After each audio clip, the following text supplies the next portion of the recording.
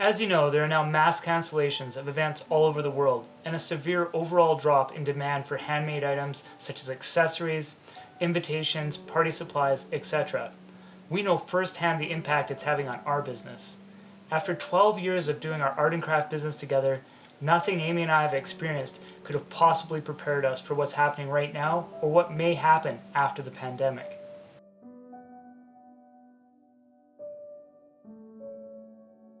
I'm sure many of you have already sunk money into shows, supplies, and displays, and the cancellation of shows may feel like a huge defeat to you and your business. Many shows are now rescheduling, and some are even offering refunds at this time. We hope this video will inspire new ideas for you and offer you some help during this difficult time with what you can do with your craft business. If you haven't seen our channel before, my wife Amy and I are full-time artists who create a wide range of crafts using a variety of techniques. We're also homeschool parents who chose this lifestyle so we could homeschool our daughter together while creating our artwork as a family. For this video, I have some notes that I'm going to be referring to throughout of ideas that Amy and I have brainstormed together.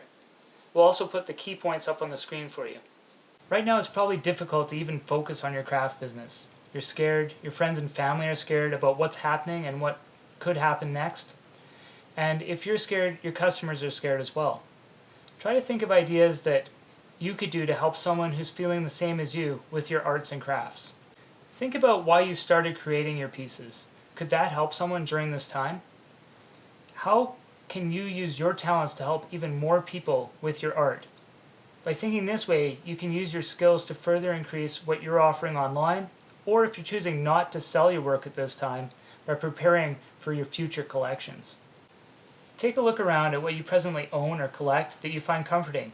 If you find it comforting, chances are others will as well.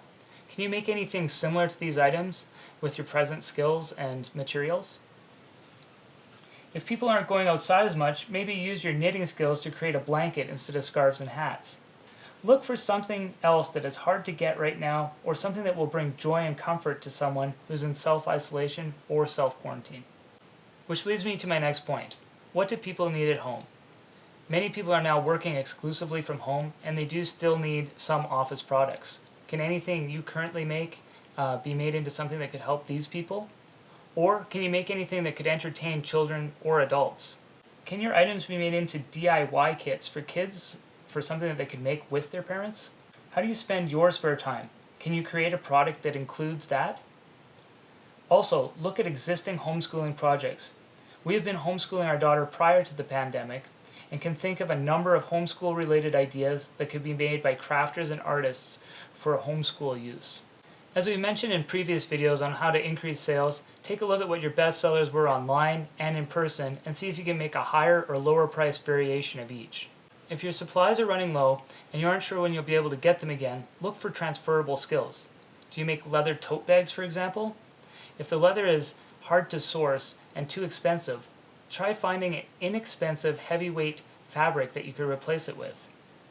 Look for crossover skills where there is a minimal learning curve, and perhaps you will find an awesome new product you can permanently add to your collection in the future. And make sure you keep your fans in the loop. This is one we often struggle with, as we're often so busy in the studio making our items because they take so long to produce that we forget to update our fans on social media. One of our goals during this time is to post more frequently. If you have a community who wants to support you locally, offer them free front porch pickup. Have them order online and then book a time slot for pickup. This way they can get free shipping as well as maintain social distancing. And lastly, during this time of unexpected events, try to focus on what you can control versus what you can't. See if there's something that you can do with your craft business. If you want to use your time with crafts as a way to relax, stay calm, and entertain your family, this would be a great thing to do. Or if you want to use it as a time to make a positive impact while supporting your family, this would also be a great focus.